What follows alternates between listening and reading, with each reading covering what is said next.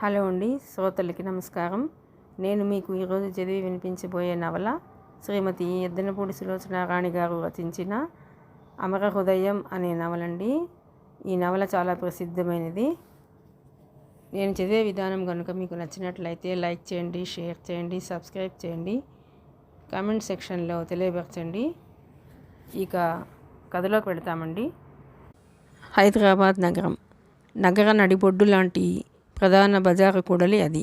అక్కడే state bank of India పెద్ద భవనం రాజసంగా మౌన గంభీరంగా తన నుదుటిన ఉన్న గడియారంలో 12 గంటలు చూపిస్తోంది. ఏప్రిల్ నెల చివరి దినాలు. వేసవికాలం జనం మీద తన వేడి పంజా విసిరి ప్రతాపం చూపిస్తోంది. ఆ రోజు ఎండ తీవ్రంగా ఉంది. గాలి స్తంభించడంతో ఉక్కగా అనిపిస్తోంది. వీధులన్నీ కార్లు, స్కూటర్లు, ఆటోలు మొదలైన సంకీర్త ప్రవాహంతో బాగా రద్దీగా ఉన్నాయి. మధ్యాహ్నం వేళ కాలక్షేపంగా షాపింగ్కి బయలుదేరిన ఆడవాళ్ళు చీర కొంగులతో చెమటలు తుడుచుకుంటూ అబ్బా ఏం ఎండ మార్చి చంపేస్తుంది అనుకుంటూ ఆపసోపాలు పడుతున్నారు. ఈ ఎండాకాలమే తమ జీవితం అన్నట్లు పుచ్చకాయలు, కర్బూజాకాయలు రోడ్డు పక్కన బళ్ళ మీద గుట్టలుగా కళకళలాడిపోతున్నాయి. బజారు కూడలిలో ట్రాఫిక్ ఎక్కడో ఏదో అంతరాయం కలిగినట్టుంది. కార్లు, స్కూటర్లు, ఆటోలు కిక్కిరిసినట్లు ఆగిపోయి తమకి త్వరగా దోవ వదలమని గోల చేస్తున్నట్లుగా ఒకటే హారన్లు మోగుతున్నాయి. ట్రాఫిక్ పోలీస్ వాటిని క్రమబద్ధం చేస్తూ హడావిడిగా ఉన్నాడు. అంతరాయం తొలగినట్టుంది. ట్రాఫిక్ వెల్లువ తీస్తున్న కెరటంలో క్రమంగా తగ్గిపోసాగింది. ఇంతలో ఆ బ్యాంక్ భవనం ఎదురుగా రోడ్డుకి అటువైపున ఉన్న బస్టాప్లో డబుల్ డెక్కర్ బస్సు ఒకటి వచ్చి ఆగింది. అందులో పైభాగంలో నుంచి ఒక కుర్రాడు చకచకా మెట్లు దిగి గుమ్మం వైపు వస్తున్నాడు. అతని వయసు సుమారు 11 సంవత్సరాలు ఉండవచ్చు. ఆహార పోషణ లోపం వల్ల కలిగే సన్నతనంతో ఉన్నాడు. వయసుకి మించిన పొడిగే ఉన్నాడు. అతని కళ్ళల్లో ఆదుర్దా ఉంది. బస్సు తను దిగకుండానే ఎక్కడ కదులుతుందోనని అతను పడుతున్న కంగారు ముఖంలో కనిపిస్తోంది. నీరు కారి రంగుగా మారిన తెల్ల నిక్కర్ ధరించి హాఫ్ హ్యాండ్ షర్ట్ టక్ చేసుకున్నాడు. మాసిన మేజోళ్ళు, మాసిన తెల్లని షూస్ వేసుకున్నాడు. ఎడమ పాదానికి షూ లేస్ బదులు టైన్ దారం కట్టి ఉంది. అతను నుదురు చిట్లించి చూస్తున్నాడు. బస్సు ఆగగానే అప్పటికి గుమ్మం వరకు వచ్చేసిన అతను జనం మధ్య నుంచి దూరి తోసుకుంటూ దిగుతుండగా అతని చెయ్యి ఒక పెద్దాయన కళ్ళజోడుకి తగిలి పడబోయింది. ఆయన గబాలను పట్టుకుని ఆపుకున్నాడు. వెంటనే చెయ్యి ఎత్తి టపీమని ఆ కుర్రాడి నెత్తిన ఒకటి వేస్తూ, ఎవట్రా నువ్వు, 800 రూపాయలు కళ్ళజోడు నాది అంటూ ఉరిమి చూశాడు. కుర్రవాడికి అనుకోకుండా దెబ్బ బాగా తగలటంతో కళ్ళలో నీళ్లు కమ్మాయి. అయినా కూడా క్షమించమన్నట్టు దండం పెట్టేసి బస్సులో నుంచి ఉరికినట్టు దిగేశాడు. పని జాగ్రత్త. బస్సు కదులుతుండే పైన కిటికీ దగ్గర కూర్చుని ఉన్న యువతి ఆదుర్దాగా చూస్తూ కేకపెట్టింది. అలాగే అమ్మ, తల ఎత్తి చెయ్యి ఊపుతూ అన్నాడు. నేను నాన్నమ్మకి క్యారేజీ ఇచ్చేసి త్వరగా వచ్చేస్తాను, నువ్వు అక్కడే ఉండు, ఎటు వెళ్ళకు. ఆ యువతి కంఠం కోమలంగా ఉంది. ముఖంలో జన్మతా వచ్చే సంస్కారం, మంచితనం కనిపిస్తున్నాయి. నుదుటన చిన్న బొట్టు తప్ప ఇంకే అలంకారము లేదు. ఆ భగవంతుడు ఎంతో ఇష్టంతో సృష్టి చేసి పరధ్యానంగా వదిలేసిన రత్నంలా ఉంది ఆమె. బస్సు కదులుతూ నల్లటి పొగ వదిలింది. బస్సు వెళుతుంటే కిటికీ దగ్గర కనిపిస్తున్న ఆమె ముఖం మబ్బుల చాటున మాయమైపోతున్న చందమామలా ఉంది. ఫణి బస్సు వెళ్ళిపోగానే రోడ్డుకి అడ్డంగా బ్యాంకుకి సముఖంగా పరిగెత్తాడు. అటు ఇటు వస్తున్న కార్లకి ఢీ కొట్టబోయి ఎలాగో రేఖామాత్రంలో తప్పించుకున్నాడు. ఇది చూడగానే ట్రాఫిక్ పోలీసు విజిల్ ఊదుతూ వెనక నుంచి వచ్చి జుట్టు పట్టుకుని ఆపి తన వైపు తిప్పాడు. పోలీసుని చూడగానే ఫణి కళ్ళు రెపరెపలాడాయి. ఏరా, చావాలని ఉందా? పోలీస్ కళ్ళెర చేసి అన్నాడు. ఫణి లేదన్నట్టు తల వేగంగా అడ్డంగా తిప్పాడు. దండం పెట్టేస్తూ, మా స్కూల్ వార్షికోత్సవం అండి, అప్పటికే ఆలస్యం అయ్యింది, వాళ్ళు పిలిచేసరికి నేను ఉండాలి, నాకు 2 ప్రైజులు వచ్చాయండి ఆయాసపడుతూ 2 వేళ్ళు చూపించాడు. స్కూలా? ఏ స్కూలు? పోలీసు రెట్టించాడు. మెరీగోల్డ్ స్కూల్ అండి సగర్వంగా చెప్పాడు. ఏమిటి, నువ్వు మెరీగోల్డ్ స్కూల్ స్టూడెంట్వా? ఎకసక్కంగా అంటూ అతన్ని డ్రెస్సుని ఎగాదిగా చూశాడు. అవునండి, గాడ్ ప్రామిస్ అండి. తల మీద చేయి పెట్టుకుని జేబులో నుంచి పిన్ ఊడిపోయిన స్కూల్ బ్యాడ్జీ చూపించాడు. పోలీస్ చూశాడు. క్రాఫ్ ఒక్క గుంజి గుంజి వదిలేస్తూ, సరే పో, ఇంకోసారి ఇట్లా చేశామంటే జైల్లో తోస్తాను తెలుసా, వార్నింగ్ ఇచ్చాడు. ఎప్పుడూ చేయనండి ఒట్టు, తల మీద చేయి పెట్టుకుని చెప్పి ఫణి మళ్ళా సంధించి వదిలిన బాణంలో పరుగు లంఘించుకున్నాడు. అతను స్టేట్ బ్యాంక్ ఆఫ్ ఇండియా భవనం పక్కన సందులో నుంచి తూనీగలా వెళుతున్నాడు. ఆ వీధి అంతా అప్పటికి కిక్కిరిసినట్టుగా రకరకాల ఖరీదైన కార్లు ఒకదానికి మించినట్టు మరొకటిగా బార్లు తీర్చి నిలబెట్టి ఉన్నాయి. ఫణి ఎడం వైపు సందులోకి తిరిగి గజాలు పరిగెత్తాడు. అక్కడ కుడివైపు ఆవరణలో ఉన్న మెరీగోల్డ్ స్కూల్ భవనం మీద జాతీయ పతాకం చిరుగాలికి రెపరెపలాడుతూ ఎగురుతోంది. ఫణికి ఆ స్కూల్ బిల్డింగ్ చూడగానే ముఖంలో ఆదుర్దా తగ్గి సూర్యకాంతికి ఇచ్చుకుంటున్న పువ్వుల ఆనందం వికసించింది. అది ఇష్టదైవం ఉన్న కోవెల గోపురం చూడగానే భక్తుడికి కలిగి పరవశానందం. అతని పాదాలు పరుగు తీస్తూనే ఉన్నాయి. చేతులు అప్రయత్నంగా గుండెల దగ్గరికి వచ్చి జోడించి నమస్కరించాయి. పెదవులు అస్పష్టంగా ఓం ఆంజనేయం శబ్దం రాకుండా ఉచ్చరించాయి. ఆ దేవుడి దయ వల్లనే బస్సు మధ్యలో చెడిపోయినా ఇంకో బస్సు దొరికి సమయానికి రాగలుగుతున్నాడు తను. అతని కళ్ళల్లో కృతజ్ఞత. ఆ భగవంతుడు సరిగ్గా చూస్తే అంతా బాగానే అవుతుంది అన్న అమ్మ మాటలు గుర్తుకు వచ్చాయి. స్కూలు గేటుకి అందమైన అక్షరాలతో సుస్వాగతం అనే బ్యానర్ ఉంది. గేటు దగ్గర నుంచి స్కూల్ భవనం వరకు రకరకాల రంగు కాగితాల తోరణాలు ఆర్చీలుగా అందంగా అలంకరించి చూడముచ్చటగా ఉన్నాయి. ఇంకా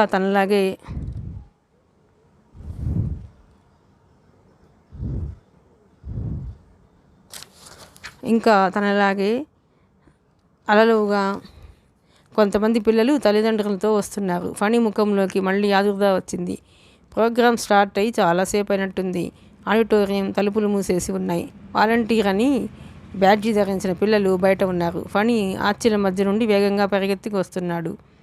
ఆలస్యంగా వచ్చిన అతిథులను వాలంటీర్గా ఉన్న పిల్లలు క్రమశిక్షణతో మర్యాదతో ఆహ్వానించి తీసుకువెళుతున్నారు. ఆ పిల్లల్ని వారి అతిథి మర్యాదని చూస్తే చాలా ముచ్చటగా ఉంది.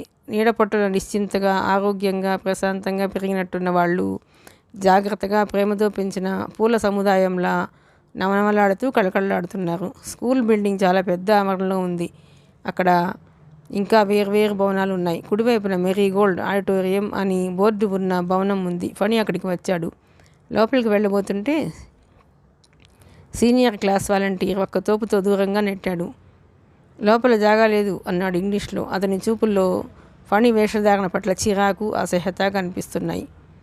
నాకు ప్రైజులున్నాయి, నేను 6వ క్లాస్ స్టూడెంట్ని ఫణి ఇంగ్లీష్లో సమాధానం చెప్పాడు. ఓ సీనియర్ కుర్రాడు ఎగాదిగా చూశాడు. Okay go. తలుపు కాస్త తెరిచి సన్నగా ఉన్న ఫణిని భుజం పట్టి లోపలికి ఒక్క తోపు తోసి మళ్ళా తలుపు టక్కున మూశాడు. బాగా ఎండలో నుంచి అందులోనూ పరిగెత్తుకుంటూ వచ్చి ఆయాసంతో ఒక్కసారి లోపలికి వచ్చి పడిన ఫణికి థియేటర్ లోపలికి రాగానే కళ్ళ ముందు అంతా చిమ్మ చీకటి తప్ప ఇంకేం కనిపించలేదు. ఏవో గొంతులు వినిపిస్తున్నాయి, చప్పట్లు మోగుతున్నాయి. ఫణి అడుగు వేశాడు. ఎవరి మీదో పడ్డాడు. ఏం పిల్లగా కళ్ళు కనిపించటం లేదా? ఒక్క ఆడగొంతు తిడుతూ ఒక్క తోపు తోసింది. ఫణి పడబోయి ఎలాగో ఆపుకున్నాడు. ఆయాసం తగ్గటానికి కదలకుండా నిలబడి గట్టిగా ఊపిరి పీల్చాడు. కళ్ళు గట్టిగా 2 చేతులతో నులుముకున్నాడు. అప్పటికి వెనక నుంచి అడ్డంలే అంటున్నారు చిరాకు కంటాలతో. పక్కకి జరుగు, ఎవరో విసురుగా రెక్కపట్టి లాగారు. ఫణికి మెల్లమెల్లగా మంచు విడిపోయినట్టు థియేటర్ కనిపించసాగింది. మొదట స్టేజి మీద వెలుగు, తర్వాత ఆడియన్స్ అంతా ఒక నలుసుగా కనిపించారు. తర్వాత మెల్లగా వారి తలలు, భుజాలు, ఆకృతులు స్పష్టంగా పిల్లలు, పెద్దలు, ఆడవాళ్ళు, మగవాళ్ళు విచక్షతగా కనిపించసాగారు. స్టేజి మీద అతిథులు కూర్చుని ఉన్నారు. జరీపేటు కండువా ముందుకు వేసుకుని బుంగమీసాలున్న బట్టతలాయన మైక్ దగ్గర నిలబడి చెబుతున్నాడు. నేను ఇప్పుడు ఈ విద్యాశాఖ చీఫ్ సెక్రటరీని, కానీ చిన్నప్పుడు నా అల్లరి చూసిన ఎవరు నేను ఇంత వాడినవుతానని కల్లో కూడా అనుకోలేదు. పల్లెటూరులో చిన్నప్పుడు స్కూల్కి వెళ్ళమంటే ఏడ్చి రాగాలు పెట్టేవాడిని. మా అమ్మ జీడీ కొనటానికి లంచం ఇస్తే అది కొనుక్కుని తిని చెరువులో పడి ఈతలు కొట్టేవాడిని. దున్నపోతూ ఎక్కి దౌడు తీయించేవాడిని.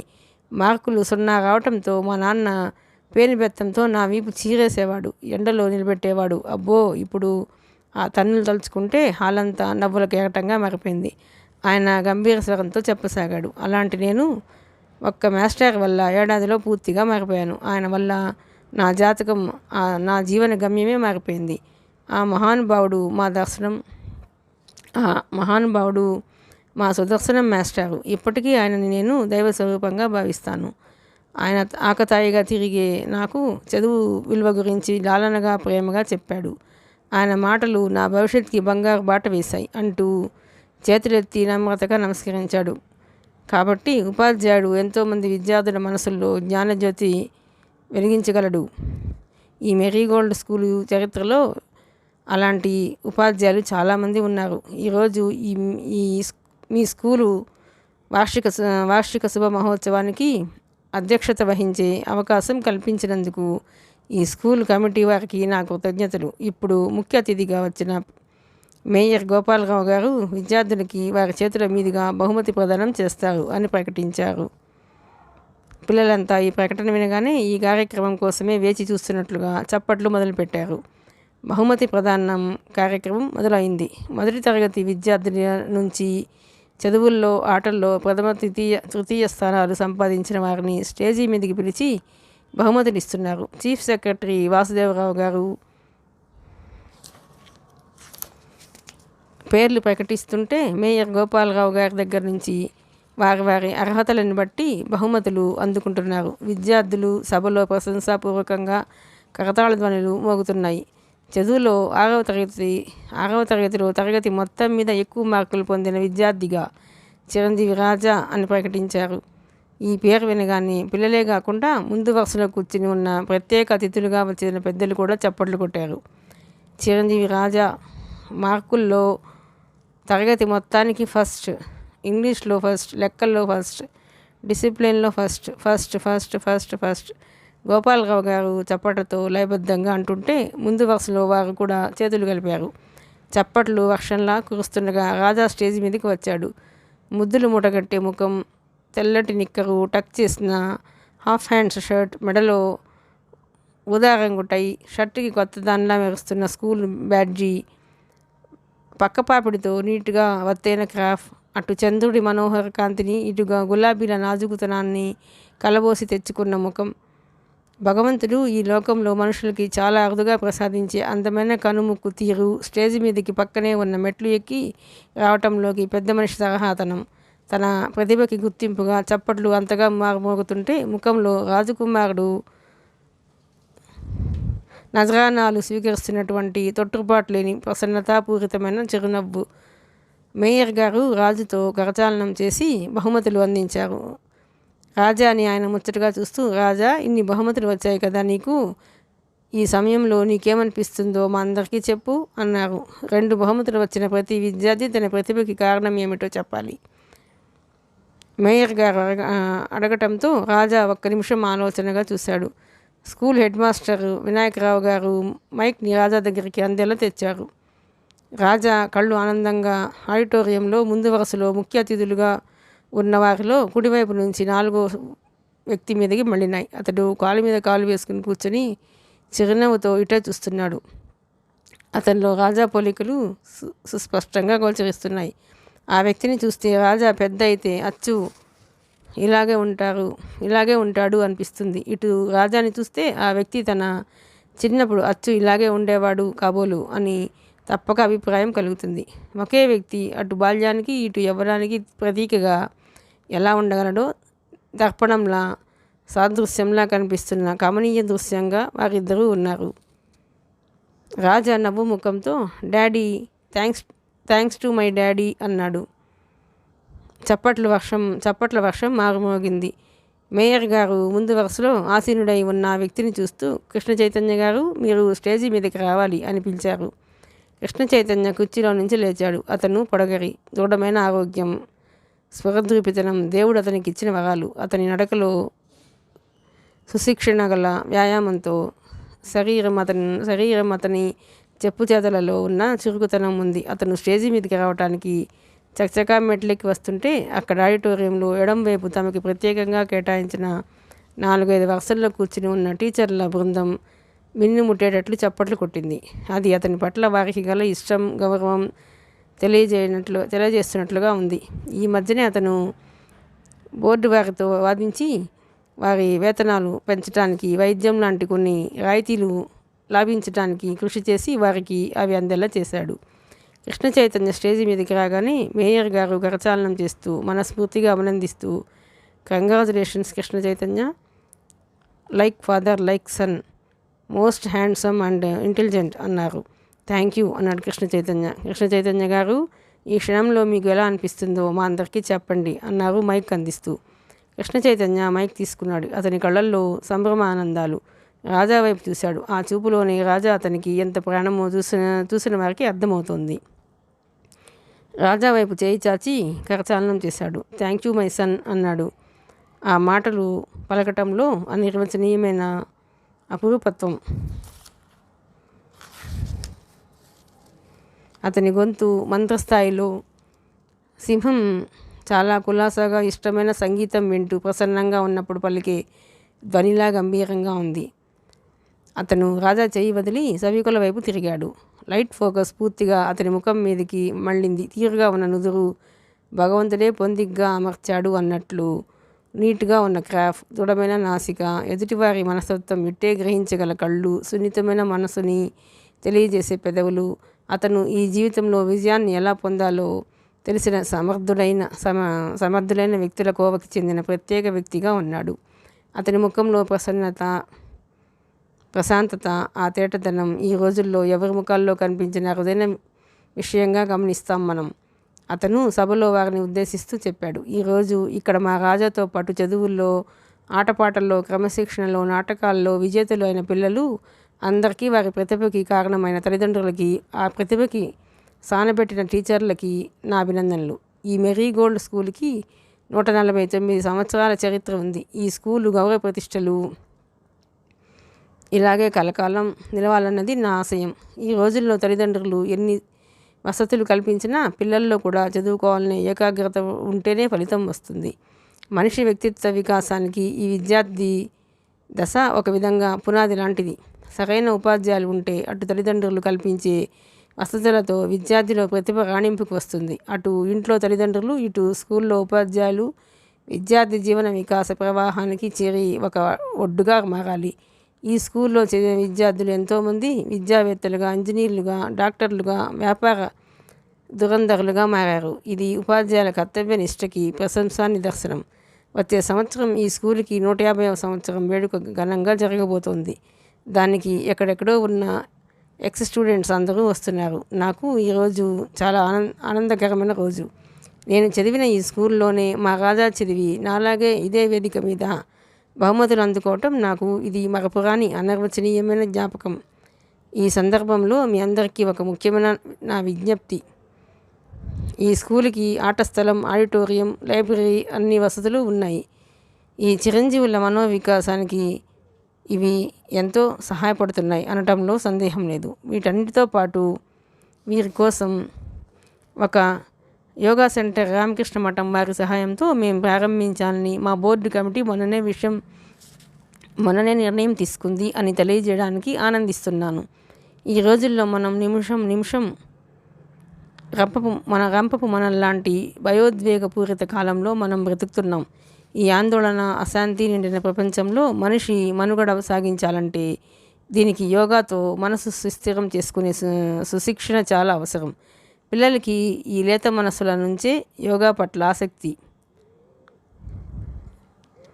ఆసక్తి దాని అవసరం నేర్పితే వారికి మనం మానసికమైన బలం, సుశిక్షణ ఇచ్చిన వారం అవుతాం. ఈ రోజుల్లో డ్రగ్స్, చెడు స్నేహాలు, కాని విషయాల పట్ల వ్యామోహాలు, వీటి నుంచి మానసిక ధైర్యం ఇవ్వగలిగినది కూడా యోగా ఒక్కటే. ఈ స్కూల్లో త్వరలో ప్రారంభించబోతున్న విద్యార్థి యోగా సెంటర్కి ఈ స్కూలు మేనేజింగ్ బోర్డు అధ్యక్షుడిగా నేను ₹1,00,000 విరాళం ఇస్తున్నాను. కృష్ణ చైతన్య జేబులో నుంచి చెక్ తీసి మేయర్ గారికి అందించాడు. ఈ ప్రకటన వినగానే హోరెత్తిన చప్పట్లు 5 నిమిషాల వరకు ఆగలేదు. మేయర్ గారు చెక్ అందుకుంటూ, థ్యాంక్స్ కృష్ణ చైతన్య గారు, ఈరోజు ఒక కొత్త విషయం మీరు మాకు తెలియజెప్పారు. అవును, మన పిల్లలని మనం మానసికంగా ఆరోగ్యవంతుని చేసి బయట ఎదురయ్యే ప్రలోభాలకి తట్టుకునే దృఢ చిత్తం ఇవ్వాలి. అది ఎంతో అవసరం. మంచిని ఎప్పుడూ వెతికే మనుషుల మధ్య ఉంటే మనం కూడా మనకు తెలియకుండా ఆ మనిషిని పెంచడానికి దోహదం చేస్తాం. మీ ప్రయత్నానికి నా అభినందనలు తెలుపుతున్నాను. నా తరపు నుంచి 10,000 ప్రకటిస్తున్నాను అన్నారు. ఆ వెంటనే మరో 10 మంది ప్రకటించారు. టీచర్స్ సంఘం నుండి 5,000 ప్రకటించారు. బహుమతుల కార్యక్రమం మళ్ళా ప్రారంభమైంది. కృష్ణ చైతన్య రాజా చేయందుకుని స్టేజి నుంచి మెట్లు దిగి వస్తున్నాడు. హలో ఫణి, రాజా పలకరించాడు. అక్కడ మెట్ల పక్కన గోడ దగ్గరగా ఒదిగి చేతులు కట్టుకుని ఫణి చూస్తున్నాడు. హలో అన్నాడు ఫణి. డాడీ, ఫణి నా క్లాస్మేట్, రాజా చెప్పాడు. హలో. కృష్ణ చైతన్య ఫణి చెయ్యి అందుకున్నాడు. ఫణి చెయ్యి చెమటతో తడిగా ఉంది. ఫణి నమస్కరించాడు. ఆ నమస్కారంలో చెప్పలేనంత బిడియం. నీ ప్రైజులా? ఫణి అడిగాడు. అవును. ఏవి? ఫణి ఆత్రంగా చూస్తున్నాడు. కృష్ణ చైతన్యని ఇంతలో ఎవరో వచ్చి పలకరించగా వారితో మాట్లాడుతున్నాడు. ఫణికి కృష్ణ చైతన్య షేక్ హ్యాండ్ ఇవ్వటంతో సంతోషంతో ప్రాణం తెలిపోతున్నట్లుగా ఉంది. అతనికి అలాంటి గౌరవం చాలా అరుదు. రాజా ప్రైజులు శ్రద్ధగా ఆసక్తిగా చూస్తున్నాడు. గోపాలరావు గారు ప్రకటించారు. ఫణిశంకర్ కుమార్ 6వ తరగతి, హిందీలో ఫస్ట్, చదరంగంలో ఫస్ట్, రన్నింగ్ రేస్లో సెకండ్ ఫణిశంకర్ కుమార్. ఫణి, నేను పిలుస్తున్నారు, రాజా అన్నాడు. ఎక్కడా? నా పేరు పిలిచారా? బహుమతులు చూడటంలో లీనమై ఉన్న ఫణి ఆదుర్దాగా తలెత్తి అడిగాడు. త్వరగా వెళ్ళు, రాజా తొందర చేశాడు. అప్పటికే ఫణిశంకర్ కుమార్ అంటూ 3వసారి పిలుపు వినిపించింది. ఫణి రాజా చేతుల్లో బహుమతులు వదిలి రివ్వున నడుము వంచి మెట్లెక్కి పరిగెత్తాడు. మెట్ల మీద పాదం సరిగ్గా బ్యాలెన్స్ కాకపోవడంతో పక్కకి తూలిపోయాడు. అక్కడే నిలబడి ఎవరితోనో మాట్లాడుతున్న కృష్ణ చైతన్య అప్రయత్నంగానే చేయి చాచి అతని భుజం పట్టి పడకుండా ఆపాడు. పిల్లవాడు చాలా కంగారులో ఉన్నాడని అర్థమైంది. టేక్ ఇట్ ఈజీ, ధైర్యం చెబుతున్నట్టు అన్నాడు. ఫణి కృతజ్ఞతగా నవ్వి స్టేజి మీదకి పరిగెత్తాడు. అప్పటికి ఇంకోసారి అతడి పేరు ప్రకటించడం ముగిసింది. రామానంద్ 7వ తరగతి విద్యార్థి, ఇంగ్లీష్లో ఫస్ట్ ప్రకటించారు. అప్పటికే పరిగెత్తుకు వచ్చిన ఫణి ఊగిసలాడుతున్నట్లుగా బ్యాలెన్స్ నిలవలేని శరీరంతో మేయర్ గారికి ఎదురుగా నిలబడ్డాడు. రామానంద్ ఆయన బహుమతి ఇవ్వబోతుంటే అసలు కుర్రాడు వచ్చి ఫణిని పక్కకు లాగి తను నమస్కరించాడు. మీ ఇద్దరిలో రామానంద్ ఎవరు? ఆయన అడిగారు. నేనండి అన్నాడు రామానంద్. నువ్వు? ఆయన ఫణిని చూశారు. నేను ఫణి ఆదుర్ద మూలంగా బాగా నత్తి వచ్చేసింది. ఆయన ఫణిని ఉండమన్నారు. రామానంద్ వివరాలు చెబుతూ ప్రశంసిస్తూ బహుమతులు ఇచ్చారు. ఫణి కాస్త పక్కకి చేతులు కట్టుకుని నిలబడి ఉన్నాడు. ఫణికుమార్ అంటూ బహుమతి అందజేసి, ఈ క్షణంలో నువ్వు ఏమనుకుంటున్నావు చెప్పు అన్నారు ఆయన. మా అమ్మ. ఫణికి మాట పూర్తిగా సరిగ్గా రాలేదు. బెబ్బెబ్బే వెళ్ళిరా. విద్యార్థుల వెనుక వరుసలో నుంచి ఒక కొంటె కుర్రాడు అరిచేసరికి అందరూ గొల్లును నవ్వారు. వెంటనే మరో విద్యార్థి పేరు ప్రకటించారు. ఫణికి ఆ వెక్కిరింతతో కూడిన నవ్వుకి బాధతో సుడి వస్తున్నట్లు అయింది. కళ్ళల్లో చివ్వున నీళ్లు కమ్ముకు వచ్చాయి. మెట్లు గబగబా దిగటంలో అతనికి పాదం పట్టు తప్పింది. అతనికి ఏమైందో తెలిసే లోపల మెట్ల మీద నుంచి బోర్లా పడిపోయాడు. మెట్ల దగ్గర మాట్లాడుతున్న వ్యక్తికి వీడ్కోలు చెప్పి కుడివైపు వెళ్ళబోతున్న కృష్ణ చైతన్య ఇది చూడగానే చప్పున ఒక అంగలో ఫణి దగ్గరికి వచ్చాడు. అతని భుజాలు పట్టి లేవదీశాడు. ఫణి నుదురు చిట్లి రక్తం వస్తుంది. అది బొటబొట ముక్కు మీదకి కారుతుంది. అరే! కృష్ణ చైతన్య చప్పున జేబులో నుంచి జేబురుమాలు తీసి గాయం మీద గట్టిగా అదిమ్మి పట్టాడు. డాడీ! అబ్బా, ఎంత రక్తమో! తండ్రి వెంటే పరిగెత్తుకు వచ్చిన రాజా అన్నాడు. కృష్ణ చైతన్య రాజాని శబ్దం చేయవద్దన్నట్టు సూచించాడు. అక్కడ జరుగుతున్న ప్రోగ్రాంకి భంగం కలగకూడదన్నట్టుగా ఫణిని భుజం చుట్టూ చేయి వేసి ఆడిటోరియం బయటకు తీసుకువచ్చాడు. అక్కడి నుంచి వరండాలో నుంచి నడిపించుకు వెళ్ళి ఎదురుగా ఉన్న స్టాఫ్ రూమ్లోకి తీసుకువెళ్ళాడు. రాజా కూడా ఫణి ఇంకో చేయి పట్టుకుని నడుస్తూ బాగా నొప్పిగా ఉందా అని అడుగుతున్నాడు. కృష్ణ చైతన్య బయటకు రావడం చూసి హెడ్ మాస్టర్ గారు కూడా యువతలకు వచ్చేశారు.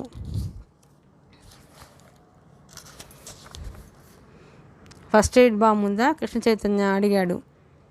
ఉంది సార్. ఆయనే స్వయంగా పరుగున వెళ్ళి టీచర్స్ రూమ్లో నుంచి తీసుకువచ్చి ఇచ్చాడు. కృష్ణ చైతన్య ఫణిని చేయి పట్టి అక్కడున్న కుర్చీలో కూర్చోబెట్టాడు.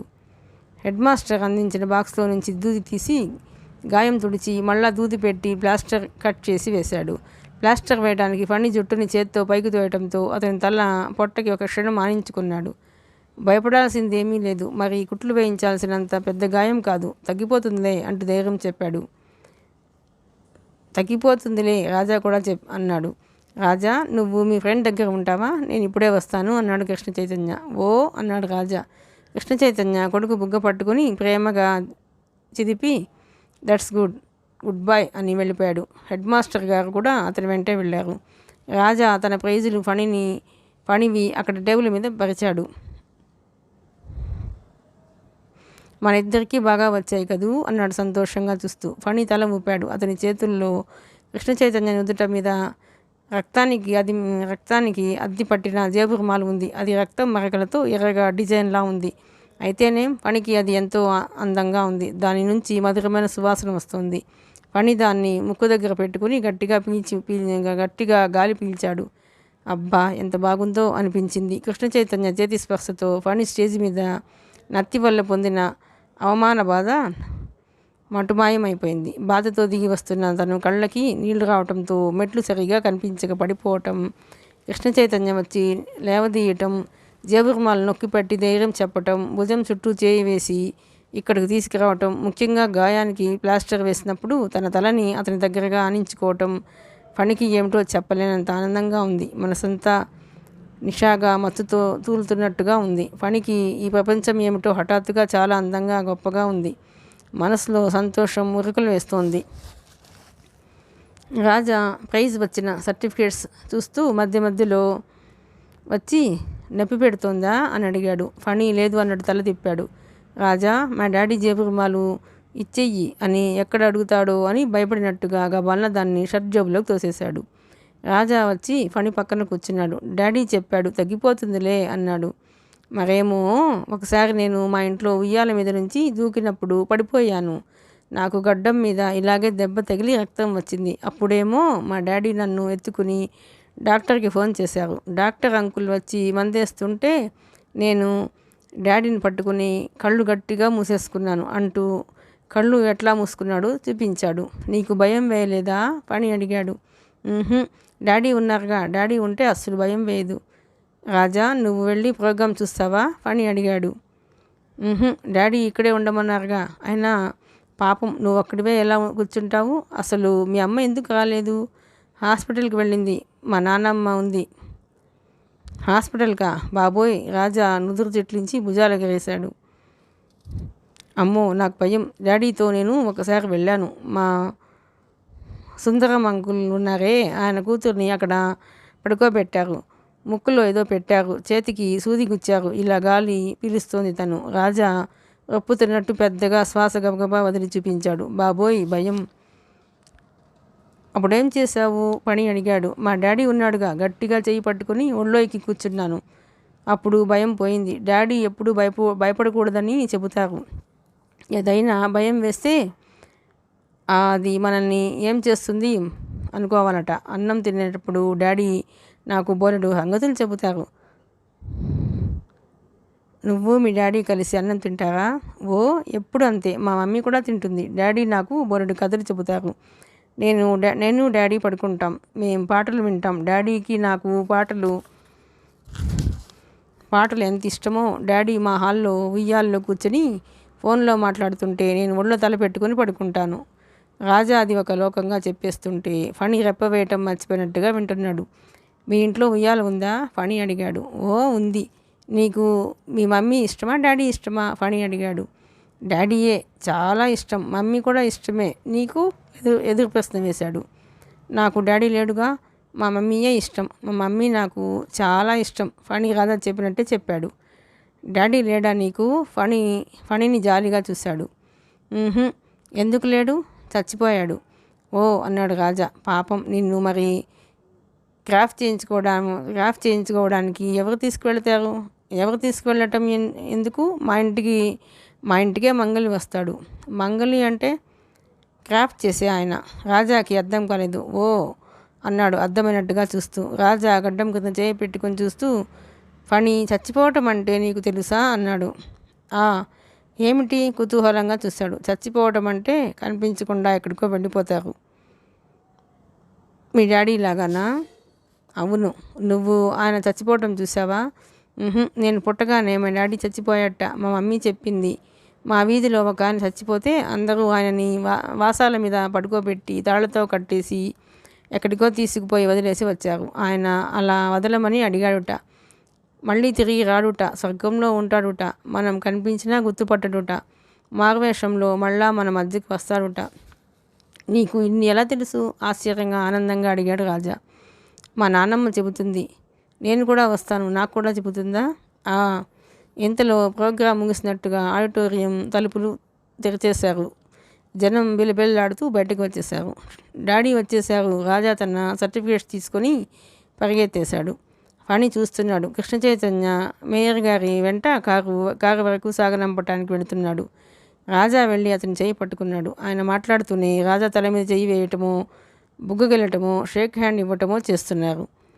ఫణి స్టాఫ్ రూమ్లో కిటికీ దగ్గర నిలబడి చువ్వలు పట్టుకుని కృష్ణ చైతన్య రాజాలని చూస్తున్నాడు. ఆ క్షణంలో ఆ లేత మనసంతా అద్దం కాని బాధ తుఫాను చుట్టుముట్టింది. తనకి అలాంటి డాడీ ఎందుకు లేడు? ఫణి ఇష్టంగా కృష్ణ చైతన్యనే చూస్తున్నాడు. కృష్ణ చైతన్య చేయి పట్టుకుని అతన్ని అంటిపెట్టుకుని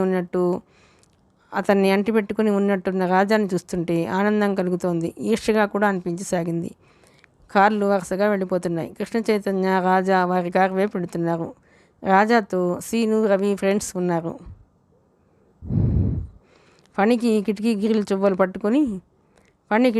చువ్వలు పట్టుకొని తదేకంగా చూస్తూ రెప్పవేయటం ఇష్టమైనట్టుగా ఉన్నాడు.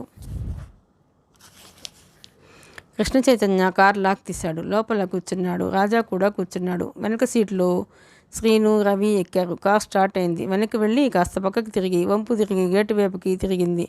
వాళ్ళు వెళ్ళిపోతున్నారు. ఫణికి కడుపులో నుంచి ఏడుపు ముఖంలోకి తన్నుకు వస్తుంది. కళ్ళల్లోకి నీళ్లు వచ్చేస్తున్నాయి. కారు గేటు వైపు వెళ్ళిపోలేదు. వరండా దగ్గరికి వచ్చి ఆగింది. రాజా కిటికీ దగ్గర నిలబడి ఉన్న ఫణిని రమ్మనమని చెయ్యి ఊపాడు. అంతే. ఫణి ఒక్కసారి కిటికీ చివ్వలు వదిలేసి అతని కాళ్ళకి దివ్యశక్తి వచ్చిన వాడిలా ఒక్క పరుగున గుమ్మం దాటి వరండాలో పరిగెత్తి మెట్లు దిగి కారు దగ్గరికి వచ్చి నిలబడ్డాడు. పరుగు తీయటం ఆనందంతో బిక్కిరవటంతో అతను నిలకడగా నిలబడలేకపోయాడు. చేతులు ఊగుతుంటే వాటిని నమ్రతగా కట్టుకుని నిలబడ్డాడు. ఎలా ఉంది? నొప్పిగా ఉందా? కృష్ణ చైతన్య అడిగాడు. అస్సలు బాధే లేదు. కృష్ణ చైతన్య ఫణిని రెప్పపాటుగా నిస్తంగా చూశాడు. ఈ కుర్రాడిని గమనిస్తూనే ఉన్నాడు. గాలికి ఊగిపోతున్నట్టుగా ఉన్నాడు. అది నీరసం వల్ల, ఆందోళన వల్ల అని అతనికి అర్థమైంది. కనుముక్కు తీరు బాగానే ఉంది. ముఖంలో సగం అమాయకత్వం, సగం తెలివి కనిపిస్తున్నాయి. రాజా, మీ ఫ్రెండ్ని కూడా ఇంటి దగ్గర దించుదామా? కృష్ణ చైతన్య కొడుకుని సంప్రదించాడు. బయట ఎండ బాగా ఉంది. ఆ కుర్రాడికి తలకి బాగా దెబ్బ తగిలింది. ఓ, దింపుతాం డాడీ అన్నాడు రాజా ఉత్సాహంగా. రా. కృష్ణ చైతన్య వెనక డోర్ తెరిచాడు.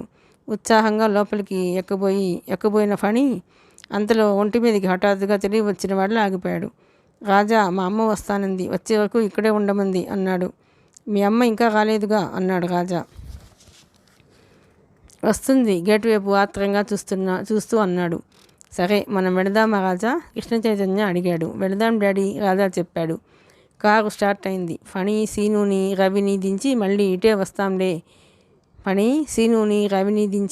ఇటే వస్తాంలే. మీ అమ్మ రాకపోతే తీసుకువెళతాంలే అన్నాడు. ఫణికి జీవితంలో గొప్ప అవకాశం అందకుండా జారిపోతున్నంత బాధగా అనిపించింది. ముఖంలో నిరాశామేఘం ముసురుకు వచ్చింది. ఒక్క నిమిషం వాళ్ళతో వెళ్ళిపోదామా అనుకుని ఒక అడుగు ముందుకు వేశాడు. కానీ మనసు అంగీకరించలేదు. అమ్మ తప్పక వస్తుంది. పాపం, ఎండలో తన కోసమే బస్సు దిగి నడిచి వస్తుంది. ఫణి ప్రాణం అస్సలు ఒప్పలేదు. వెళ్ళాలి వద్దు అని డోలాయమానంగా వేగంగా ఊగిసలాడిన అతని మనసు చివరికి వెళ్లకుండా ఉండటానికి త్వరగా అటు మొగ్గింది. కారు వెళ్ళిపోయింది. పిల్లలు, పెద్దలు చాలామంది వెళ్ళిపోయారు. ఫణి కాళ్ళిడ్చుకుంటూ వెనక్కి తిరిగి స్టాఫ్ రూమ్ వైపు వచ్చాడు. నిందాక అంత మెరుపుల దాటి వచ్చిన వరండా ఇప్పుడు ఎంత నడిచినా తరగనంత దూరంగా అనిపిస్తుంది. ఇంత క్రితం లేనిది హఠాత్తుగా నుదుట గాయం భరించలేనంత నొప్పి అనిపిస్తుంది. ఫణి రూమ్లోకి వచ్చాడు. అక్కడ గాలికి అతని సర్టిఫికేట్స్ అన్నీ చెల్లా చెదురుగా టేబుల్ కిందకి గుమ్మం దగ్గర పడి ఉన్నాయి. ఒకటి గాలికి వెళ్ళి కిటికీ చివ్వకు ఆని రెపరెపలాడుతూ ఎగురుతోంది. ఫణి పరుగున వెళ్ళి దాన్ని తీసుకున్నాడు. అది అప్పటికే చిరిగిపోయింది. ఫణికి అది చూడగానే ఏడుపు వచ్చేసింది. ఎంత కష్టపడి సంపాదించుకున్నది ఎలా చిరిగిపోయిందో. ఇంకా అమ్మ కూడా చూడలేదు. అతని మనసు చాలా బాధపడసాగింది. గబగబా వంగి అన్నింటినీ ఏరుకున్నాడు. ఒత్తిపట్టి గుండెలకు హత్తుకున్నాడు. అతని చేతికి జేబులో మెత్తగా తగిలింది. తీసి చూశాడు. జేబు రుమాలు. ఫణి దాన్ని అపురూపంగా చూశాడు. మడతలు పెట్టి మళ్ళా జేబులో పెట్టుకున్నాడు. సర్టిఫికేట్స్ పట్టుకుని స్కూలు ఆవరణ దాటి వచ్చి బయట ఎండలో నిల్చున్నాడు. ఎంతసేపు చూసినా తల్లి రావటం లేదు. School gate వేసేశారు. ఫణి బయట తల్లి కోసం వేచి చూస్తున్నాడు. అతనికి దాహం వేయసాగింది. నోరు పొడారిపోతోంది. ఎదురుగా కూల్ డ్రింక్స్ బండి మీద ఎదురుగా అపార్ట్మెంట్స్ కడుతున్న 2 కూలీల పిల్లలు ఐస్ ఫ్రూట్ కొనుక్కుంటున్నారు. వాటిని చూసేసరికి ఫణికి కూడా దాహం ఎక్కువైంది. కానీ తన దగ్గర డబ్బులు లేవు. తల్లి మీద కోపం వచ్చింది. అమ్మ ఎప్పుడు ఇంతే, ఒక్క పైసా కూడా ఇవ్వదు. లేవుగా నాన్న అంటుంది. పైన ఎండ మార్చేస్తోంది. ఫణి చేతిలో సర్టిఫికేట్స్ నెత్తి మీద నీడగా పట్టుకుని కళ్ళు చికిలిస్తూ నిలబడ్డాడు. చెమటలు కారుతున్నాయి. తల మీద దెబ్బ పోటుగా బాధగా ఉంది. నిలబడలేనంత నీరసంగా ఉంది. దాహంతో ఆగిపోతున్న పెదవుని నాలుకతో తడుపుకుంటున్నాడు. అతనికి కృష్ణ చైతన్య గుర్తుకు వస్తున్నాడు. అతను తన భుజం చుట్టూ చేయి వేసి తీసుకువెళ్ళటం, కుర్చీలో కూర్చోబెట్టి గాయానికి మందు వేయటం, అతని పొట్టకి తన ముఖం ఆనటం ఇదే గుర్తుకు వస్తుంది. చాలా ఆనందంగా, ఎండ, వేడి, దాహం, బాధ తెలియనంత సంతోషంగా ఉంది. మళ్ళా వాళ్ళు రమ్మన్నా తను వెళ్ళలేని ఆశాభంగం గుర్తుకొచ్చింది. దాహం రెట్టింపైంది. అమ్మ ఎప్పుడు వస్తుందో అతనికి ఆ క్షణంలో తల మీద చాలా కోపం వస్తుంది. స్కూల్కి అందరు అమ్మ నాన్నలు వచ్చారు. అమ్మ ఎప్పుడు ఇంతే, రానే రాదు. కృష్ణ చైతన్య, రాజా గుర్తుకు వచ్చారు. అసలు తనకి కృష్ణ చైతన్య డాడీ అయ్యి రాజాకి అమ్మ మమ్మీ అయితే ఎంత బాగుండేది. అంతా మన కర్మరా నాయన. ఆ దేవుడు అక్కడ కూర్చుండి మన రాత రాస్తాడు. నానమ్మ ఆకాశం వైపు వేలు పెట్టి చూపించడం గుర్తుకొచ్చింది. ఫణి ముఖం ఎత్తి ఆకాశం వంక చూశాడు. అక్కడెక్కడికి వెళ్ళటానికి ఒక్క దోవ కూడా కనిపించటం లేదే. ఆ దేవుడు ఎక్కడుంటాడో ఆ మేఘాల చాటున ద్వారం ముందా? ఫణికి నానమ్మ మాటలు మళ్ళా గుర్తుకొచ్చాయి. ఆ దేవుడు మనందరినీ ఒక కంట కనిపెట్టి ఉంటాడులే.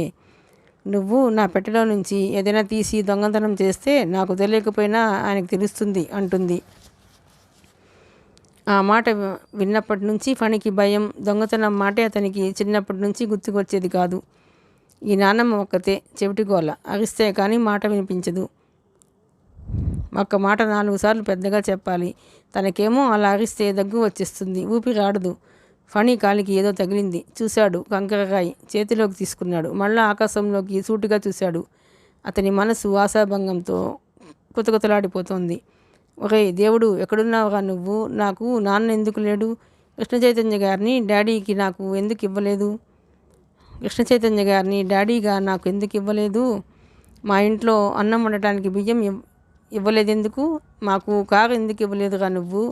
ఫణి ఆకాశం వైపు తదేకంగా కళ్ళు చిట్లించి చూసి రాయిని విసిరిపుచ్చుకొని ఒక్క ఊపుతో పైకి విసిరాడు. ఆ విసరటంలో కసి, ద్వేషం, ఆగ్రహం. ఆ రాయి ఆకాశం వైపు వెళ్ళినట్టే వెళ్ళి మళ్ళా అంతలో కిందకి వచ్చేసి రోడ్డు మీద ఎదురుగా స్కూటర్ మీద వస్తున్న ఒక ఆయన నెత్తిన టపీమని తగిలింది. ఆయనది అసలే బట్టతల. ఆ రాయి టంగున తగలటంతో తల దిమ్మ తిరిగి స్కూటర్ అదుపు తప్పి ఎలాగో అతి కష్టం మీద కంట్రోల్ చేసి ఆపుకున్నాడు. స్కూటర్కి స్టాండ్ వేసి వచ్చి ఆయన ఫణి మెడని కోడిపిల్లను పట్టుకున్నాడు. ఏరా, ఇక్కడ నుంచుని వచ్చే వారి మీద రాళ్ళు విసురుతున్నావా? గూండా వెదవా? ఎవరప్పక చెప్పారు ఈ పని? రోజుకి ఎంత సంపాదిస్తున్నావురా అంటూ చెవి గట్టిగా పిండాడు. వేలడంత లేవు, అప్పుడే మొదలు పెట్టామన్నమాట. ఏ స్కూల్ నీది? ఓహో, మెరీగోల్డా? దాన్ని పరువు తీస్తున్నావు కదా. ఎందుకురా ఈ రాళ్ళు కొడుతున్నావు? అమ్మ అబ్బా లేరా నీకు? ఆయన ఉరిమి చూశాడు. ఫణి వేటగాడి చేతిలో బాకులా గిలిగల్లాడాడు. మా నాయనమ్మ చెప్పింది, అందుకని దేవుడిని కొట్టబోతే మీకు తగిలింది. అమ్మ నాయనో, ఆ దేవుడికి పెట్టా వయసురు. ఆయన ఫణి వీపు మీద, నెత్తి మీద 2 దెబ్బలు బలంగా అంటించాడు. ఆయన చెయ్యి దెబ్బ 100 మణుగురాళ్లతో కొట్టినట్టుగా ఉంది. ఫణికి నడుం వంగిపోయి లేవలేకపోతున్నాడు. ఇంతలో అక్కడ రిక్షా వచ్చాగింది. అందులో నుంచి ఉదయం బస్సులో వెళుతూ ఫణి జాగ్రత్త అన్న యువతి దిగింది. అయ్యయ్యో, ఏంటండి పిల్లాడిని అలా కొడుతున్నారు అంది ఆయనను పక్కకి లాగుతూ. ఎవరమ్మా నువ్వు? ఈ వెధవ ఇక్కడ నిలబడి ఏం చేస్తున్నాడో తెలుసా? ఆయన మళ్ళీ చెయ్యి ఎత్తబోతుంటే ఆ అమ్మాయి ఆ చేతిని గట్టిగా పట్టుకుని దించేసింది. ఆయన్ని బలంగా ఒక్క తోపు తోసి ఫణిని దగ్గరికి తీసుకుంది. ఏమిటండి పిల్లాడిని అలా చావగొడతారు, మీ మీద పోలీస్ రిపోర్ట్ ఇస్తాను ఆదిశక్తిలా చూసింది. పోలీస్ రిపోర్ట్ ఇస్తావా? పద నేను చెబుతాను పోలీసులకి. దేవుణ్ణి కొడుతున్నాను అంటూ ఈ రాస్కెల్ మా అందరి మీద రాళ్ళు వేస్తున్నాడు. ఈరోజు నేను లేచిన వేళ మంచిది, లేకపోతే ఆ దెబ్బకి నా స్కూటర్ గిర్రున తిరిగి నేను యాక్సిడెంట్ అయ్యి చచ్చి ఉండేవాడిని. మా ఆవిడ వీడి ప్రాణానికి పడి ఏడ్చేది. చూడమ్మా దెబ్బ అంటూ ఆయన బట్టతల మీద బొప్పి చూపించాడు. దేవుడేమిటి, రాయి ఏమిటి అంది అయోమయంగా. అడుగమ్మ వాడిని. ఏమిట్రా, నిజమేనా? ఫణి తల వంచుకొని మాట్లాడలేదు. తెలియక చేశాడు, క్షమించండి అంది ఆయనను. ఏదో అయినింటి ఆడపిల్లలా ఉన్నామని వదిలేస్తున్నాను, లేకపోతే వీడి డొక్కలు చీరేసి ఉండేవాడిని అంటూ ఆయన వెళ్ళిపోయాడు. ఫణి, రాయి విసిరావా అంది ఆగ్రహంగా. విసిరాను, కానీ నత్తి వస్తుంది. నువ్వు స్కూల్కి ఎందుకు రాలేదు అన్నాడు రోషంగా. అయ్యయ్యో, ఏమిట్రా కట్టు, తలకి దెబ్బ ఎలా తగిలింది? అప్పుడే గమనించి ఆదుర్దాగా దగ్గరికి తీసుకుపోయింది. ఫణి దూరంగా తోసేశాడు. తను ఎడంగా జరిగి చేతులు కట్టుకొని నిలబడ్డాడు. రా, ఇంటికి వెళదాం. బలవంతంగా అతని చెయ్యి పట్టుకుని రిక్షా వైపు లాక్కు వస్తుంది. ఇంతలో కారు ఒకటి దగ్గరికి వచ్చి ఆగింది. అందులో నుంచి రాజా తల బయట పెట్టి ఫణి అని పిలిచాడు. ఫణి రాజాని చూడగానే దెబ్బలు తిన్న బాధ అంతా ఒక్కసారిగా మర్చిపోయాడు. ముఖం ఆనందంతో వికసించింది. హలో ఆంటీ, రాజా యువతిని పలకరించాడు. రాజా, బాగున్నావా? ఆంటీ మా డాడీ అమరా ఆంటీ, ఫణి వాళ్ళ అమ్మ పెద్ద మనిషితో రాగా చెప్పాడు రాజా. హలో అన్నాడు కృష్ణ చైతన్య పలకరింపుగా. అమర అతనికి నమస్కరించింది. రండి, ఎండగా ఉంది, ఇంటి దగ్గర డ్రాప్ చేస్తాను అన్నాడు కృష్ణ చైతన్య వెనక డోర్ తెరుస్తూ. చాలా థ్యాంక్స్ అండి, వద్దు, రిక్షా ఉంది, వెళ్ళిపోతాం. నమ్రతగానే అయినా దృఢంగా ఉంది జవాబు. అతను తెరచిన డోర్ను అమర టక్కున వేసేసింది. కృష్ణ చైతన్యకి ఏం చెప్పాలో తోచలేదు. రాజా, వెళదామా అన్నాడు. ఓ bye Phani, bye aunty. Car కదిలి పెడుతుంటే రాజా చెయ్యి ఊపాడు. ఫణి ముఖంలో వెన్నెల వెల్లువగా వచ్చిన ఆనందం ఒక్కసారి ఎవరో గుప్పున ఊదేసినట్లు అయింది. ముఖం మార్చుకుని, ఎందుకు వద్దన్నావు? హాయిగా కారులో వెళ్ళేవాళ్ళం కదా అన్నాడు కోపంగా. అతని గొంతు నిరాశతో ఏడుపు ప్రతిధ్వనిస్తోంది. మనకి రిక్షా ఉందిగా అంది. ఉంటే కారు ఎప్పుడు ఎక్కుతామా? అలాంటి కోరికలకు ఉండకూడదు. ఎందుకు ఉండకూడదు? ఫణి కంఠం మగాయింపుగా ఉంది. ఉండకూడదు అంతే. అమ్మ చెప్పిన మాట వినాలి, ఎదురు ప్రశ్న వేయకూడదు అని ఎన్నిసార్లు చెప్పాను? నువ్వు అసలు ఎందుకు ఆలస్యంగా వచ్చావు? నానమ్మకి తలదువ్వి భోజనం పెట్టేసరికి ఆలస్యమైంది. డాక్టర్ వచ్చాడు. రేపు పొద్దున్న ఇంటికి తీసుకువెళ్ళమన్నాడు. ఆ చీటీలు రాయడం అది చాలా టైం పట్టింది. ఆలస్యమైందనేగా నేను రిక్షాలో వచ్చేసాను. నువ్వు ఎప్పుడు ఇంతే, ఏదో ఒకటి చెబుతావు. ఫణి కాళ్ళు బాదుకున్నాడు. నేను ఎప్పుడైనా అబద్ధం చెప్పానా? అమర అతన్ని రెక్కపట్టి బలవంతంగా రిక్షా ఎక్కించింది. రిక్షా కదిలింది. ఫణి తలదించుకుని ముడుచుకొని రిక్షాలో మూలకి తల్లికి దూరంగా ఒదిగి కూర్చున్నాడు. ఏమిట్రా దగ్గరికి తీసుకోబోయింది. ఫణి తల్లి చేతులు వదిలించేశాడు. రిక్షాలో ఇంకా చివరికి జరిగి కూర్చున్నాడు. పడిపోతావు నాన్న, ఆత్మీయంగా దగ్గరికి లాక్కుంది. వదిలించుకోవడానికి పెనుగులాడాడు. ఏమైందమ్మా లాలనగా అడిగింది. ఫణి ఒక్కసారిగా పెద్దగా ఎట్టేశాడు. ఏమిటి చెప్పు, ఎవరైనా ఏమైనా అన్నారా? నువ్వు నాకు ఏం ప్రైజ్ వచ్చిందో కూడా అడగలేదు. అవును నిజమేరా. ఏది? నేను వచ్చేసరికి ఆయన ఎవరో నిన్ను చావగొడుతున్నాడయ్యే, తలకి ఆ దెబ్బ ఒకటి.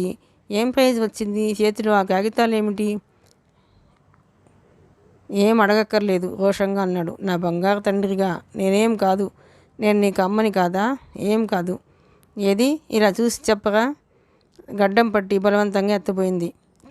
ఫణికి ఏడుపు ఎక్కువైంది. అమర కొడుకు దడ దగ్గరికి లాక్కుంది. పిచ్చి తండ్రివిరా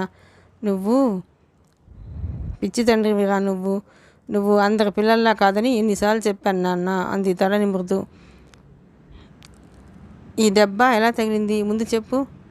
స్టేజ్ దిగి వస్తూ పడ్డాను. అయ్యో, చూసుకు నడవద్దా? కట్టు ఎవరు కట్టారు? రాజా డాడీ. ఆయన పేరు తలవగానే అతని దుఃఖం ఆగిపోయింది. తల ఎత్తి ఉత్సాహంగా, మరే ఆయన నన్ను నడిపించుకుని వెళ్ళి కుర్చీలో కూర్చోపెట్టి కట్టు కట్టారు. అమ్మా, నాకేం తెలియలేదు. థ్యాంక్స్ చెప్పలేదు నేను బాధగా అన్నాడు ఫణి కంటి దగ్గర నీళ్లు తుడుస్తూ. ఇంతలో చెరుకు రసం బండి కనిపించింది. అమ్మా, దాహం వేస్తుంది, చెరుకు రసం తాగుతాను అన్నాడు. అమర పసు తీసుకు చూసింది. సరిగ్గా రిక్షాకి సరిపడా ఉంది.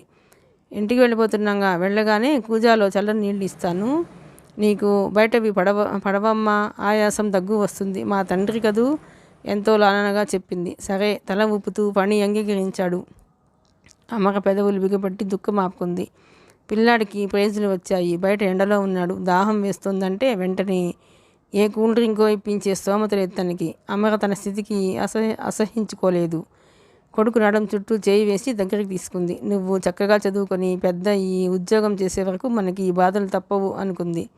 అతని శిరస్సు దగ్గరికి తీసుకుని చిన్నగా ముద్దు పెట్టుకుంది. ఇద్దరూ కలిసి కష్టం రోజుల్లో ఒకరికొకరు తోడుగా ప్రయాణం సాగిస్తున్నారు. ఫణికి 11వ సంవత్సరం మొన్ననే వచ్చింది. ఇంకా ఎన్నో రోజులు తనకి ఈ బాధలు ఉండవు. వాడు పెద్దయితే నాకేం బాధలు ఉంటాయి అనుకుంది. అమర బాధ కలిగినప్పుడల్లా ఇదే గుర్తుకు తెచ్చుకుని ధైర్యం పొందుతుంది. ఇప్పుడు అంతే చేసింది. ఆమె మనసుకి ఫణి ఒక పెద్ద ఆలంబన, ఆత్మస్థైర్యం ఇచ్చే వెలుగు. ఫణి ఉండటం వల్లనే ఆమెని ఒంటరితనపు రాకాసి కబళించలేకపోయింది. ఫణిని చూస్తే చాలు 1000 ఐశ్వర్యాలున్నాయని ఆత్మసంతృప్తి. ఇంత దారిద్ర్యపు బాధ ఆమెను రవ్వంత కూడా వేధించలేదు. అప్పుడప్పుడు ఫణి పసి మనసు పడే ఆందోళన గమనిస్తూనే ఉంది. తన చల్లటి తీయటి మాటలతో వాడి భయాలు సందేహాలు పోగొట్టడానికి ఆమె నిరంతరం శ్రమపడుతూనే ఉంది. ఫణి ఒక చెట్టుగా నిరంతరం ఆమె ఆ చెట్టుకి కబురు చేసి నీరు పోసి ఫణి ఒక చెట్టుగా నిరంతరం ఆమె ఆ చెట్టుకి కుదురు చేసి నీరు పోసి దానిని చూడటంతోనే జీవిత సర్వ ఆనందాలు అన్నట్టు బ్రతుకుతుంది. చిన్నప్పుడే తల్లిదండ్రులు పోయిన ఆమెకి పెళ్ళి అయిన 3 నెలలకే భర్త యాక్సిడెంట్లో మరణించడంతో లోకం చీకటైన ఆమెకి అప్పటికి కడుపులో ప్రాణం పోసుకున్న ఫణి, నేనున్నాగా అమ్మ నీకు తోడు, ఇంకొక్క నెలలు ఓపిక పట్టు, నేను నీ ముందుకు వచ్చేస్తాను అన్నట్టుగా ఉండేది. పొట్ట మీద చెయ్యి ఆనించుకుని ఆ తోడు తనకి ఆశాదీపం అనుకునేది. ప్రపంచం ప్రసవించే రోజు కోసం తపస్సు చేసినట్టు ఎదురు చూసింది. నర్స్ మగపిల్లవాడు అనగానే ఆ భగవంతుడే తనకి కొడుకు రూపంలో తోడుగా ఈ భూమి మీదకి వచ్చినట్టే అనిపించింది. కొడుకుని చూసుకున్న మొదటి క్షణం అమర ఎప్పటికీ మరవలేదు. అది ఒక దివ్యానుభూతి. ఆ క్షణం నుంచి ఈ లోకం చాలా అందంగా, అర్థవంతంగా, ఈ జీవితం ఒక నందనవనంగా అనిపించసాగింది. పిల్లవాడిని పెంచడానికి అమర పడే ఆర్థిక బాధలు ఆమె ఆనందాన్ని ఇషన్ మాత్రం కూడా హరించలేదు. కొడుకు పెరుగుతున్న కొద్దీ అమర ఆనంద సామ్రాజ్యపు సరిహద్దులు ఇంకా విశాలం కాసాగాయి. అందుకే అమర మొహంలో కనిపించని సంతృప్తి, ఆత్మానందం. అమరకి తన ప్రాణమంతా ఫణి తీసుకునే ఊపిరిలోనే ఉన్నట్టుగా అనిపిస్తుంది. అతన్ని చదివించాలని, యోగ్యుడిని చేయాలన్నదే ఆమె జీవన ధ్యేయం. దానికోసం ఒంటరిగా ఈ ప్రపంచంలో ఉన్న 1000 చేతులు గలదానిలా పోరాడగలుగుతుంది. తెల్లవారుజాము చల్లటి ప్రశాంతతలో నుంచి పిట్ట ఒకటి కువకొలాడింది. వేసవికాలపు వేడి పగలుతో సొమ్మసిల్లిన జనం ఆ చల్లగాలికి ఆదమరచి నిద్రపోతున్నాడు. దేవుడి గూటి పక్క అరలో గడియారం అలారం మోగింది. అమర ఆ శబ్దానికి ఉలికిపాటుగా నిద్రలో నుంచి లేచి కూర్చుంది. బెడ్ లైట్ సన్నని కాంతిలో గడియారం 4 గంటలు చూపిస్తోంది. లేచి కూర్చున్న మరుక్షణంలోనే అమరకి తెలియకుండానే ఆమె చెయ్యి అప్రయత్నంగా పక్కనే పడుకుని ఉన్న ఫణి తల మీద ఆనింది. ఒక క్షణం ప్రేమతో నుదుటి మీదకి చిందరవందరగా పడిన వాడి జుట్టు పైకి తోసి సరిచేసింది. పగలంతా తనతో పాటు సమంగా తిరుగుతూ చేదోడుగా ఉండే ఫణి తన శక్తికి మించి కష్టపడి అలసిపోయినట్టుగా గాఢ సుషిప్తిలో సొమ్మసిల్లిపోయినట్టు నిద్రపోతున్నాడు. నిద్రలో కూడా వాడి ముఖంలో ఏదో ఆందోళన, కనుబొమ్మలు ముడిచినట్టే ఉన్నాయి. అమరకి కొడుకుని చూస్తే జాలి, ప్రేమ వరదలా ముంచుకొచ్చేసినాయి. వాడిని కష్టపెట్టకపోతే తనకి ఇంకే మార్గం లేదా? ఈ సంసారం బరువు, బాధ్యత అలాంటిది. అమర కొడుకు తల మీద నుంచి చెయ్యి తీసేసి ఎదురుగా గుడిలో కనిపిస్తున్న దేవుడి ఫోటోకి దండం పెట్టుకోవటం, దీనితోనే ఆమె దినచర్య ప్రారంభం అవుతుంది. అమర మంచం దిగింది. స్టవ్ వెలిగించి నీళ్లు కాచి ఫిల్టర్లో పోసింది. ఈరోజు చాలా పని ఉంది. ముందు పక్కింటి వారినో ఎదురింటి అత్తయ్య గారినో అడిగి 200 రూపాయలు అప్పు తీసుకోవాలి. ఆ డబ్బు చేతికి వస్తే తప్ప హాస్పిటల్కి వెళ్ళి అత్తగారిని తీసుకురాలేదు. ఆవిడ నిన్ననే ఇంటికి తీసుకువెళ్ళవే అమరా అంటూ చాలా గోల చేసింది. తన దగ్గర డబ్బు లేదు. డాక్టర్ని ప్రాధాయపడితే నిన్న ఒకరోజు ఉంచడానికి అంగీకరించాడు. బెడ్స్ ఖాళీ లేవమ్మా, చాలామంది పేషెంట్స్ ఉన్నారు, రేపు 11 గంటలలోపు తీసుకువెళ్ళిపోండి అని హెచ్చరించాడు. రాత్రే ఎవరైనా అడుగుదామని అనుకుంది. కానీ అందరూ శనివారం టీవీలో సినిమా చూసే వేళ అది. ఎవరు పిలిచినా పలకరు, పట్టించుకోరు. అమర ముఖం కడుక్కుని వచ్చింది. మంచం మీద కూర్చుని ఫణి లే, 4 దాటింది అంది కొడుకుని తట్టి పిలుస్తూ. పక్కకి తిరిగి పడుకొని ముడుచుకొని పడుకున్నాడు. ఫణి, లేమ్మా, అదిగో పాల వ్యాన్ వచ్చేసింది. మా తండ్రివిగా, నిద్ర వస్తోందమ్మా. మాట చాలా భారంగా బద్ధకంగా తేలిపోతున్నట్టుగా ఉంది. లేచి ముఖం కడుక్కుంటే బద్ధకం పోతుంది నాన్న.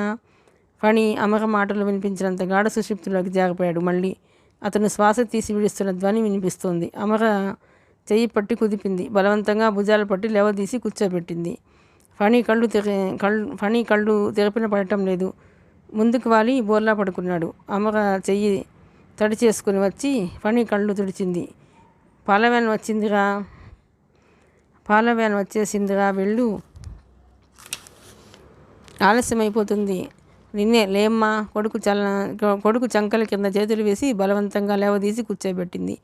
ఫణి కళ్ళు బలవంతంగా తెరిచాడు. మూసుకుపోతున్న వాటిని బలంగా పెద్దవిగా చేసి చూశాడు. ఎదురుగా కనిపిస్తున్న దేవుడి ఫోటోకి దండం పెట్టేశాడు. అమర అతని రెక్కపట్టి లేవదీసింది. వెళ్ళి ముఖం కడుక్కునిరా అంది. ఫణి కళ్ళు మూసుకునే వెళ్ళి పంపు కింద ముఖం కడుక్కున్నాడు. చల్లటి నీళ్లు ముఖం మీద పడేసరికి నిద్ర పారిపోయింది. కళ్ళు మాత్రం ఇంకా భారంగానే ఉన్నాయి.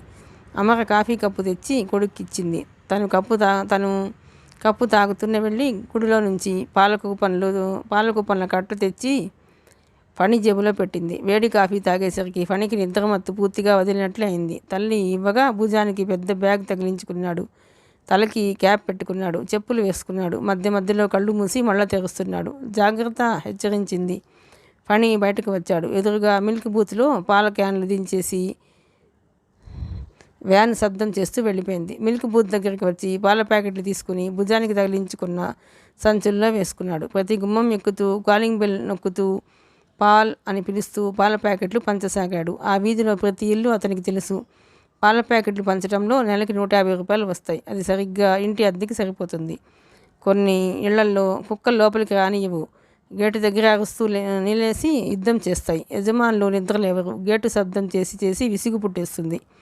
అమ్మ విసుగు పడకూడదు, ఓపిక కావాలి అంటుంది. అమ్మ ఎప్పుడు అంతే, ప్రతిదానికి తొందర పనికిరాదు, ఒక ఓపిక చాలా అవసరం అంటుంది. ఒకసారి అట్ట మీద వ్రాసి తెల్లవారు లేవగానే తనకి కనిపించేట్టు పెట్టింది. తెల్లవారుజామున ఆ వీధిలో ఫణి ఫాల్ అన్న కేకకి అందరూ గడియారం చూడకుండానే 5 గంటలైంది అని తెలుసుకుంటారు.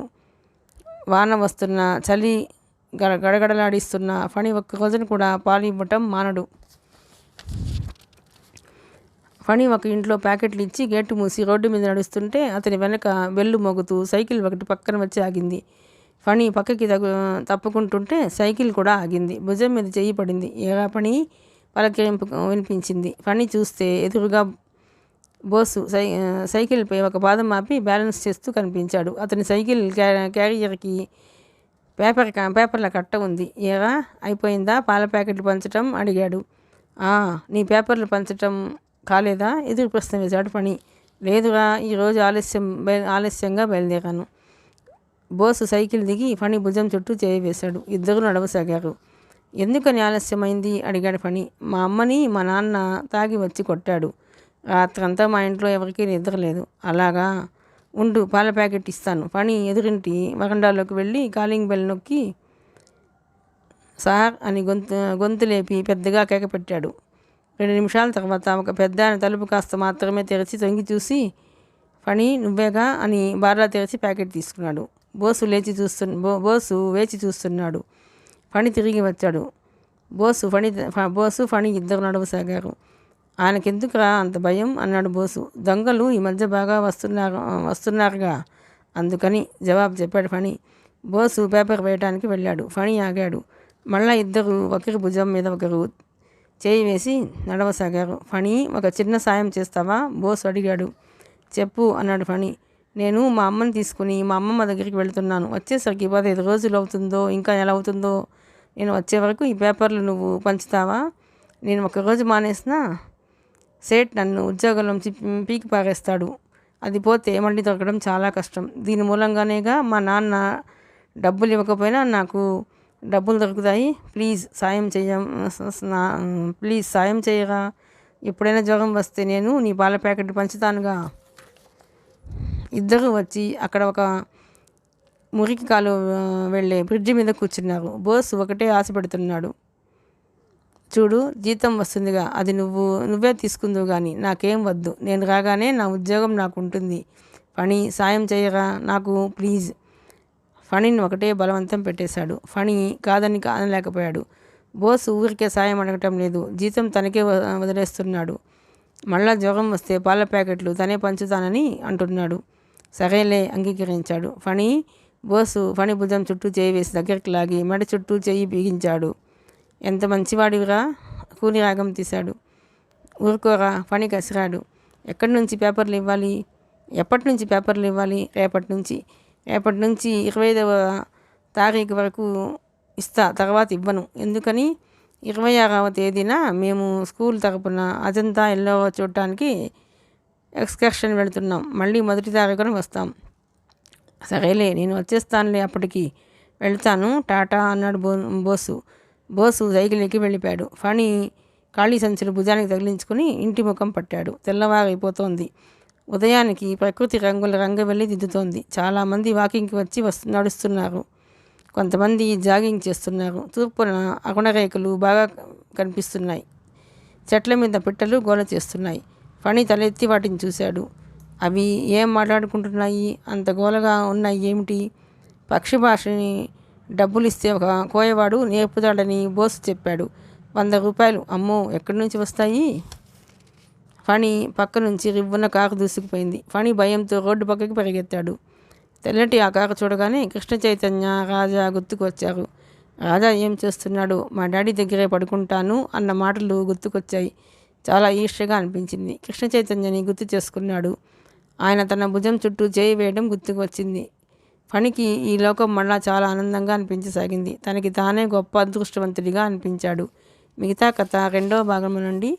ప్లీజ్ అండి, మీకు కనుక ఈ నవల నచ్చినట్లయితే లైక్ చేయండి, షేర్ చేయండి, సబ్స్క్రైబ్ చేయండి.